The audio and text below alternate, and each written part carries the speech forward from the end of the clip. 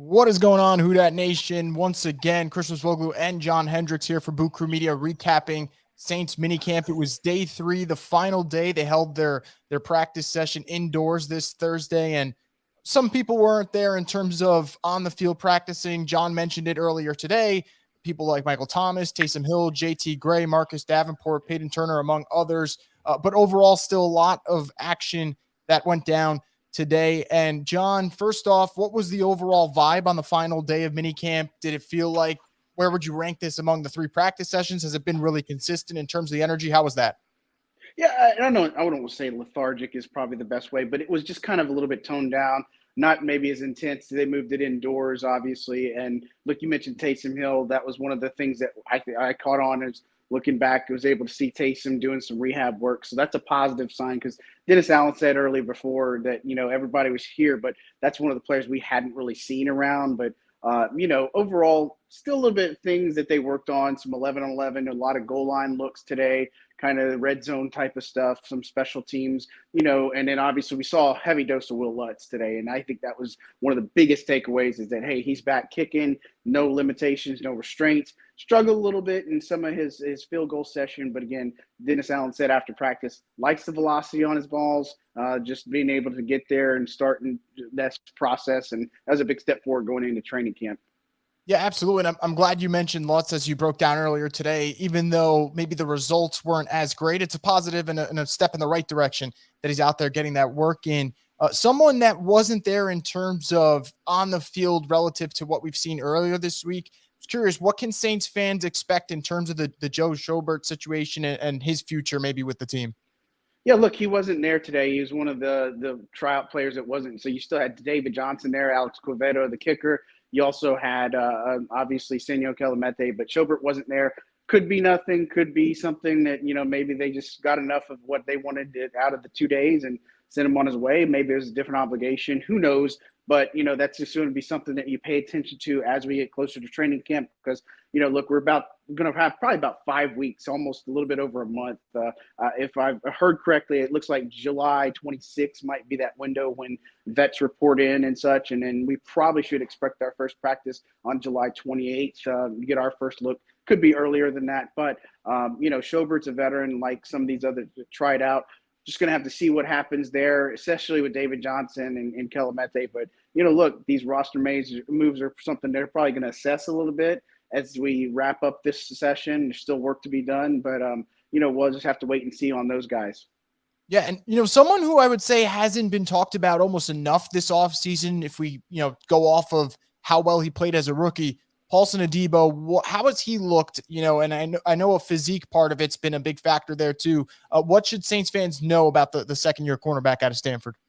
Yeah, look, he looks like he's bulked up a good bit, and so that's a good, promising thing for him, right? And so, it's kind of crazy. You think about last year and the situation they were in, right? You had Patrick Robinson retire. Ken Crawley was your number 2. You didn't know what you had in Adebo, who hadn't played football in a year, and then all of a sudden it's kind of one of those crazy things. Forces their hand, have to trade for Bradley Roby. Then you get Paulson Adebo in here. He's looking the part. He looks better and more agile, more physical a little bit this year, just in kind of what we've seen. And just bulking up a little bit is going to go a long way. And you got a lot of crazy receivers you have to match up this year against. So, I mean, you got the Mike Evans, you got all these physical guys, and Lattimore is obviously going to draw all those top matchups, if you will. But, Debo looks like he's a guy that's going to take a big step forward this season. And I would expect to see a lot more physicality from him in camp. I wish we would have been able to see some one-on-one drills, but we're just going to have to wait to training camp because that's one of my favorites to just partake and see how they jam each other off the line of scrimmage, how the wide receivers react, and just kind of what they do on those. Yeah, and that's a great point. And considering the Saints have, added and beefed up at wide receiver, we already know they're loaded at cornerback. That's going to be a fun battle to watch as camp comes around the corner. How about the defensive line? I know there's so many pieces there, and I feel like you can make an argument for almost every single defensive lineman outside of Cam Jordan, because we already know how established he is, that any of them can have a breakout year. But Dennis Allen mentioned one of their pass rushers who he's been really impressed with. What can you tell us about Carl Granderson? Because it seems like maybe this could be the year for him. Yeah, look, I think he's somebody that took a lot more of a role last year, especially because you had Davenport out. You obviously had Peyton Turner out. So Granderson is a guy that had to play a lot. You also had Passanyaw out. So that was one of those things where he was forced into a lot more situations. I really liked a lot of what we saw from him last year. We saw a lot of those D-line vids. He got some individual work and coaching in with them last season. I think it showed up a good bit on tape. Still some moments, obviously. You remember the Eagles game where Jalen Hurts kind of put him on skates and made him slip and fall. But, he's definitely a strong guy as far as a pass rusher. But Dennis Allen made it a point to say that he was a guy that took a lot of leap this over the week, and just kind of this whole entire camp process. And again, we talk about the Saints pass rushers. Obviously, they don't have Davenport, they don't have Turner right now, but look for them at training camp. But this is a very deep class, or deep area on this roster. I'm excited to see what they do as far as terms of pass rushing and how creative they get. And so again, don't forget about Tano Pascal. He's back, he's healthy, he looks good out there too. When they put their best three rushers, he was one of the guys that would go in the middle and kind of confuse some of these offensive linemen, if you will. And so I'm looking big things out of Granderson. I'm interested to see how he fits in a rotation. And he's getting a lot of more looks just because Taco Charlton has been behind the scenes and doing some rehab himself. Yeah, absolutely. No, it'll be interesting. I think Granderson's been one of those players for the most part of his Saints career, has really maximized his opportunities when he gets a chance. Sticking with the defensive theme here, we remember when the Saints picked Alontae Taylor, it wasn't exactly maybe the fan favorite pick or the consensus pick, but after hearing what Dennis Allen had to say today, it seems like Saints fans might change their mind on that front. What is that progression for Alontae Taylor like, and what did Dennis Allen exactly have to say about it? Yeah, look, I think he's been doing some of the most growth. I know Chris Olave's probably been the biggest, but I think Taylor's got to be number 2 right now, right? And not that Trevor Penning hasn't, but Taylor just adapting to the teachings of Chris Richard, leaning on guys like Tyrann Mathieu, Lattimore, guys who have done this. And even when I talked to Smoke Monday yesterday, talking about how much Chris Richard is able to slow the game down for these guys and these corners. And it's so important because there's so much coming at them. Taylor has been absolutely phenomenal as far as his coverage, whether it's a wide receiver, tight end, just he's able to be stride for stride. And of course, that sounds familiar, but the way he's positioning himself in terms of his body, his vision, I mean, you just see all the things that are there for a corner that you want to see, right? And so it's one of those that you want to see more of for sure. Again, he's a guy that, again, you talk about contract situations, right? You got CJ Gardner-Johnson facing a contract year, Bradley Roby. We see him as the fourth corner right now, but maybe he's a guy that can get in the slot. Time guys like Bryce Thompson are another one that could get in the slot. Of course, CD Deuce is going to try to get his payday and such, and the Saints are going to work on that. But Taylor, you can see a lot of the traits that leapt out at the Saints when they scouted him. Senior Bowl, another Senior Bowl guy, right? And so I think it's only going to be better as we move along forward into camp. Yeah, I'm fascinated to see how his growth goes and what the Saints will use him. And for people listening right now, if you want to ask John and I a question, just hop on the YouTube link that we dropped on Twitter, or just come through straight YouTube's Boot Crew Media page, drop a question and we'll get it to it before we end this little recap here. John, how about the offensive line? You mentioned Trevor Penning. It seems like there's been some shuffling in terms of the packages and personnel they've been using. What has that position group looked like so far? Because it seems like there's been some movement from day to day. Yeah, look, I mean, you're going to put the best 5 out there, right? And I think obviously you know who those guys are right now, but Landon Young's getting some looks at right tackle of the first team, and of course he's not going to take the job from Ryan Ramczyk, but that's one of those positions that are kind of that you got to figure out, right? And so you have Young and Penning presumably going to be the backups to James Hurst and Ryan Ramczyk, and I think again I've said this a lot that Hurst is a guy that you're going to have to take that job from him. I think Hurst has earned a legitimate shot to start at left tackle for this team. I think Penning has got some things to work on as far as a pass protector. Again, this is nothing new, right? We knew this coming out of college in his tape. He's great against the run. He's physical. He can maul. He's got to work with some of that pass protection for him. But, from a second team, I think that's where it gets a little bit interesting because a guy like Calvin Throckmorton is somebody who leaps off the page at me, right? And he started 14 games for the team last year at left guard. He's been primarily working as a right guard on offense. And so is Ethan Greenidge as a left guard. And so with the second team, those are things that we don't really look at a lot on every day. But in Throckmorton, people have talked a lot about Cesar Ruiz. This is a big offseason for him. I don't know what we'll see out of Throckmorton going forward, but, that's one of those things that you got to pay attention to that, if Throckmorton can continue to play well, maybe he can unseat Ruiz. Not that that's ideal for an undrafted guy to unseat your first-round pick from a few years ago, but that's just something to keep an eye on. And then obviously other things I pay attention to is the centers. Forrest Lamp is done a lot of the inside outside type stuff, and he's been doing center reps. Josh Andrews is a veteran, is another guy. I mean, it's all about versatility with the Saints team, right? And that's just how they run their offensive line. So, they're going to get the best guys they can. And as of right now, the guys behind, Pete and Ruiz, I know a lot of fans are going to want those guys to kind of push and challenge them a good bit. And I think you're going to see it from particular guys like Throckmorton.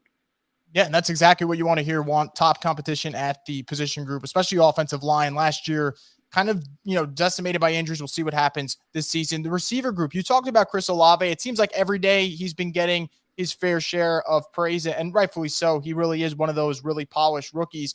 Another rookie wide receiver kind of made some impressive plays today. How about Dejon Dixon from Nicholls State? What did you see out of him? I know it's kind of an uphill climb for any undrafted rookie to make a roster, and it's so early, but were there some things from him that you liked?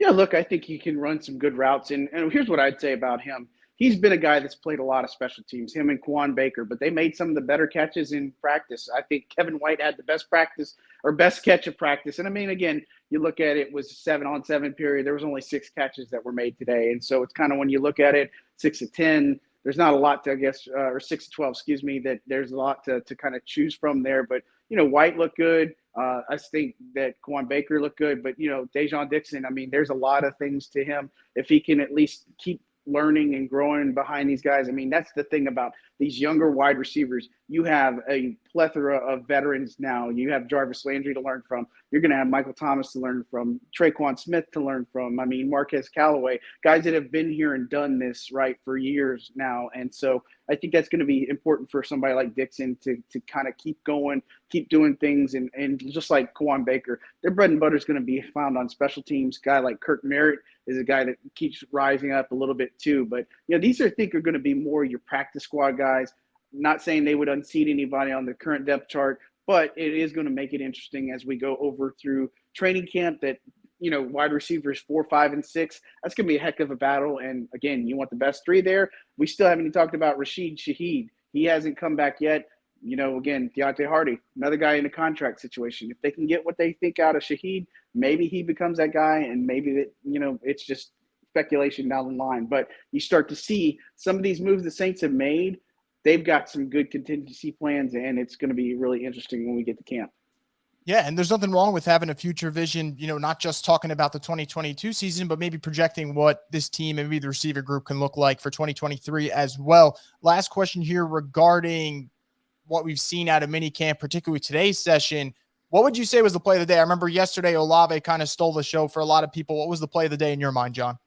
Yeah, look, I think I have to give it to DeMarcus Fields. You're running in red zone, and he's a guy that nobody, I don't think, has really talked about. But he had 2 really great plays, against Ian Book, back-to-back pass breakups. I think that was a big thing for him. Again, another one that undrafted guy, primarily special teams. I thought he looked pretty good in his coverage, and just pointing out and sticking with some of those. Alontae Taylor was another guy that had great coverage. Bryce Thompson had some good coverage on there. But, in particular, DeMarcus Field, it kind of made back-to-back plays that really got the defense hyped up. CJ Gardner-Johnson's coming over there, giving it to him and giving it to the offense just because they weren't able to get it in. So I think he had the plays of the day for sure, just in back-to-back reps against Book. Yeah, absolutely. And before we kind of wrap things up, guys, again, if you have any questions, just drop them in within the next minute or so, and we'll get to it before we close things out. But before we cap it off and look towards training camp, I want to remind people you can download the DraftKings Sportsbook app this Thursday. Use promo code BOOT and make any $5 bet on Game 6 of the NBA Finals, and you get $150 in free bets instantly with the promo code BOOT at DraftKings Sportsbook. John, looking at training camp, obviously, we have a little bit over a month away, but who are some players you would say built some momentum going into that? Yeah, I think when you look back from rookie camp to all the way for OTAs, minicamp, Kirk Merrick's one of them. Bryce Thompson's another one, comes off at the page. Another one that I'd say probably isn't garnering a lot of attention, but Lewis Kidd. He's also playing some right tackle for this team right now. He's one of the offensive linemen at Montana State. And so, again, not saying that he's going to be one that you look at and say, oh, absolutely, but one to keep an eye on, right? And so that's what we're looking at. We talked a lot about Olave. We talked a lot about some of these other rookies. I think Smoke Monday's another one that you look at just because he's starting to pick up more on the special team side. that absolutely matters. And now, hopefully nothing's wrong and serious with JT Gray, but, obviously with him out of the lineup today, some of these other guys did have a chance to play a lot more, whereas normally that's a JT Gray type of role for him. I'm interested to see more out of Justin Evans. I'm interested to see more out of some of these inside guys that we're not talking about a lot, Kentavious Street, Jaleel Johnson, guys that they brought in from a free agency perspective. So between that, the only other guy I'd give you is a wild card is Daniel Whalen, the punter. Man, he's looked really good. It's some of the best punts I've seen. I mean, Blake Gillikin can boot it, but just something about Whalen when he punts, it's always a pretty spiral. It's always just got some good trajectory on it, good hang time. Not all consistent, but, again, last year we were expecting a small battle between Gillikin and Cooney. That got squashed and put to bed by like day 2 or 3. But this year, Whalen is going to provide some pretty good competition for Gillikin. But, he might latch onto a team unless Gillikin just kind of just falls flat on his face. Yeah, and that's interesting. A punter battle possibly later this year. Before we kind of close the book on this one question, before we go out, people want to know, how's Trevor Penning looking? We don't have to go into whether or not he's going to start yet. You mentioned Hurst. Obviously, that's an uphill battle for Penning because Hurst is an established offensive tackle. But what's the progression been like for the Saints' second first-round pick? Yeah, I'd say it's a mixed bag. Like I pointed out a little bit earlier, and we talked about this yesterday, but, there were back-to-back reps where Carl Granderson absolutely just had him on skates, just the way he looked and just kind of, it's hard to gauge sometimes with these offensive linemen just because you don't have the full contact. You don't have the pads where they can really engage. You do have the officials out here. So, obviously we would have been able to see penalties or anything on it. But, look, overall right now, I think he's still got some ways to go. I don't think he's going to unseat somebody like James Hurst yet. Maybe it's coming, but Hurst has, again, earned this spot. He's earned a chance to at least start right now. But Penning still needs a little bit of refinement. He's one that I'm really excited to see when the pads and camp comes along, because I think he's really going to start bullying some of these Saints pass rushers. And he better be ready for it because they're not just going to take it lying down. I'll tell you that. Yeah, absolutely. John, where can people, kind of stay in tune or catch up on whatever observations and notes you've taken on for minicamp the last 3 days? Yeah, I mean, just go to Saints News Network. The best thing I could tell you, it's saints.media, or if you're one of those other people, just go to si.com/NFL/Saints, on Twitter at John J. Hendricks. Write a whole bunch of stuff, and hopefully everybody will keep supporting, because that's how I stay going and everything. But I appreciate all the support and all the love, guys. Yeah, absolutely. That's going to do it for the 2022 Saints minicamp, training camp, end of July coming up, so people can enjoy the next couple of weeks without having to stress, at least, or who knows what the way the Saints go down. But it was a really exciting week of football, guys, and we'll have more content for you in the near future here at Boo Crew Media.